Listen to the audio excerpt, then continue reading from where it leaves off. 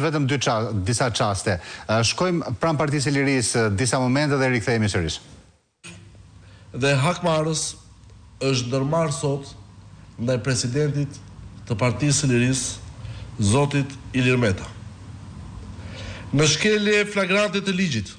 për të paraburgosurit, presidentit Meta i është ndaluar sot takimi javor i planifikuar me motrën dhe me fëmijët e tij, gjoja sikur ky takim është e zauruar nga unë si sekretari i përgjithshëm, një mashtrim ordiner dhe i fëlliqur si i gjithë ky proces ndaj tij. Ndalimi i takimit të presidentit Meta me motrën dhe fëmijët e tij, që është një e drejtë dhe as pak një privilegj për çdo të paraburgosur, dëshmon qartësisht hakmarrjen primitive të Altin Dumanit dhe të Edi Ramës, që i tmerojnë të vërtetat e Ilir Metës edhe kur ato thuhen në kushtet e një izolimi ekstrem nga kabinat telefonike të paraburgimit.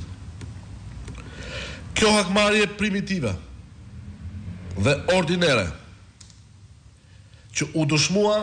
edhe ditën e votimit me 11 maj,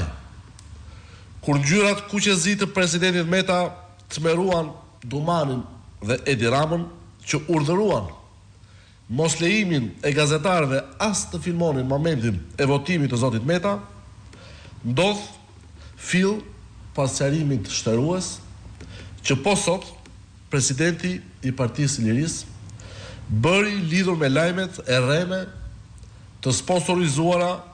në televizionet e regjimit me parat e pista të incenatorit të Tiranës që nuk ekziston. Titrat e lëshuara nga regjimi Rama Dumani, njësoj si raketat e Ajatollaut për të bombarduar opinionin publik me fakte të paqëna, morën sot sqarimin shtërues të presidentit Meta.